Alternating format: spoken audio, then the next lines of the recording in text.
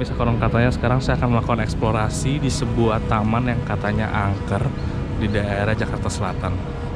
Yuk, coba yuk pemirsa. Sekarang kondisinya jam 6 sore, sedang azan nih pemirsa. Kita coba keliling-kelilingnya. Kita coba eksplorasi, rasain gimana kondisi taman ini. Kalau saya lihat sih memang kondisinya sudah sepi pemirsa ya, udah nggak ada orang di sini. Dan kalau pemirsa lihat di pinggir sana jalan raya, jadi masih bisa kedengeran suara-suara kendaraan.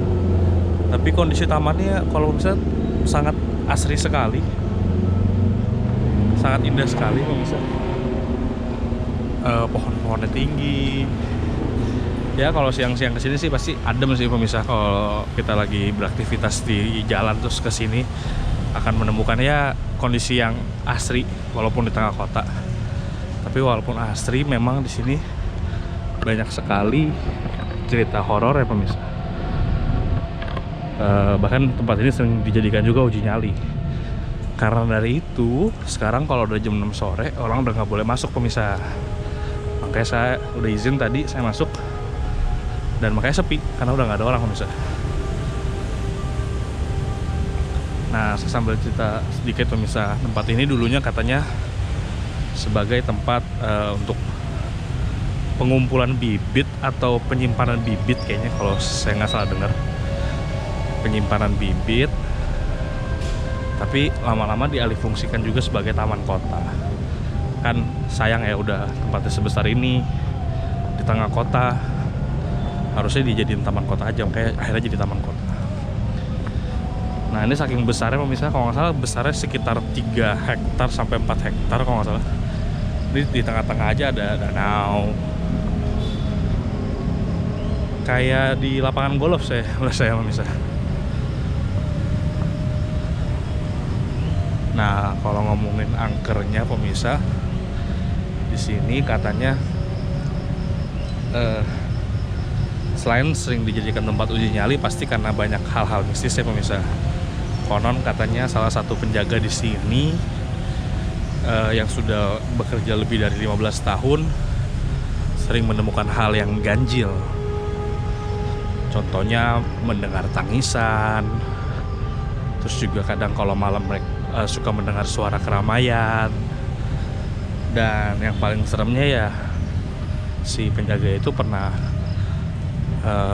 melihat penampakan pemirsa. Sosoknya berbaju putih dan rambutnya panjang. Konon katanya dia menemukannya di atas pohon-pohon seperti ini pemirsa, sedang duduk seperti itu. Nah juga dulu konon katanya pernah ada 12 mahasiswa, kalau nggak salah, saya agak sedikit lupa. 12 mahasiswa datang ke sini ingin melakukan uji nyali, akhirnya ditemenin sama si penjaga itu.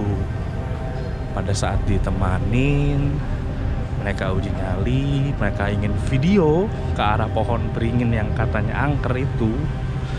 Tiba-tiba semua gadget atau alat elektroniknya mereka rusak semua, baterainya habis semua, dan akhirnya nggak bisa merekam pemirsa.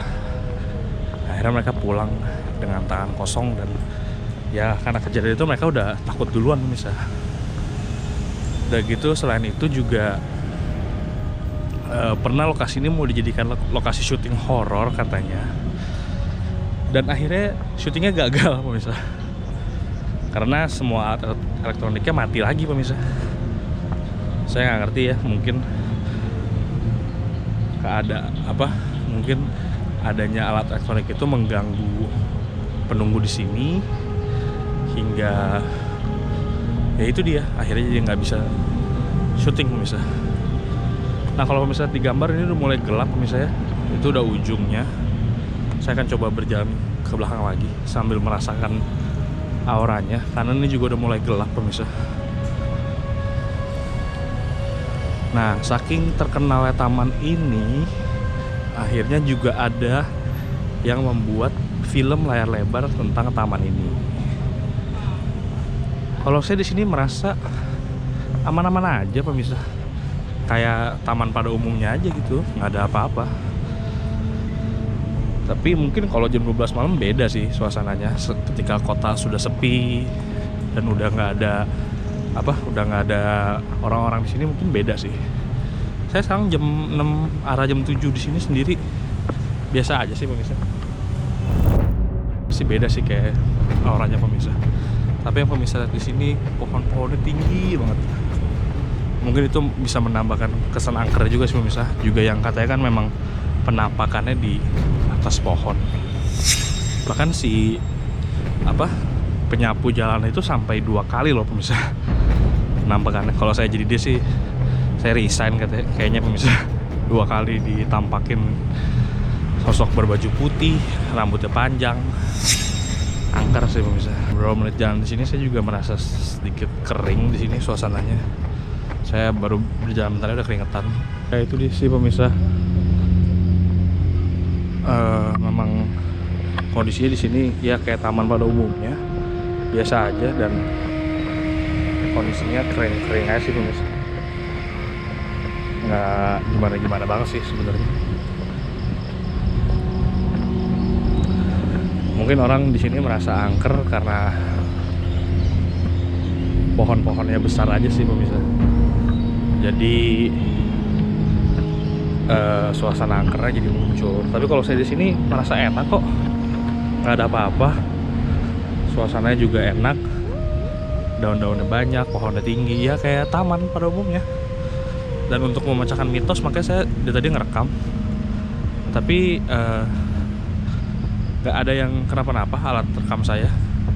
Nyala-nyala aja dari tadi. Saya record dari awal sampai sekarang, nggak mati, nggak ada error.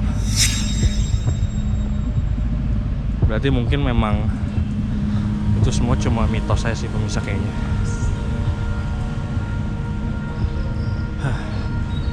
Ini saya sebentar lagi sudah sampai depan lagi. Dan memang seperti yang saya katakan, memang tempatnya biasa aja, nggak terlalu angker gimana. Nah ini pohon beringinnya pemirsa yang katanya angker. Saya akan coba berhenti di sini melihat.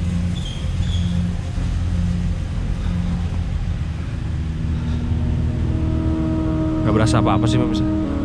Memang mungkin mayoritas orang berkata pohon beringin emang bentuknya yang serem gitu dan pohonnya rindang jadi membawa angker. Tapi kalau saya sendiri sih biasa aja sih pemirsa, lihat deh. Di situ juga tadi biasa aja. Oke pemirsa, ini juga udah mulai gelap, udah mulai nggak terlalu kelihatan apa-apa.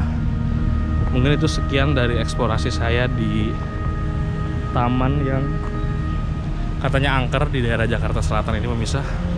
Tapi kalau saya sendiri di sini sih biasa aja ya, nggak kenapa-napa.